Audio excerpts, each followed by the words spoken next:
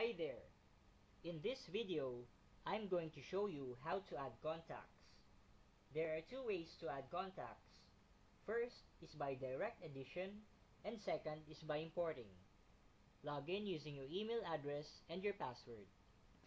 Inside Admin, located on the left panel, under Contacts, choose which folder would you like to add contacts. Example, Health List. Far right, you can see 3 images. Add new contact. Click on green plus sign. Fill in the pop-up field, email,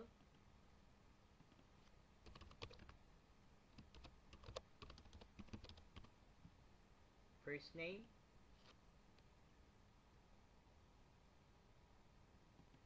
complete all necessary fields, and at the bottom, click Save. And now, you've successfully created your contact. If you want to add more contacts, do the same process. Now, the second way to add contacts is by importing. Far right on the same page, click on the third image, Import Contacts, click Upload,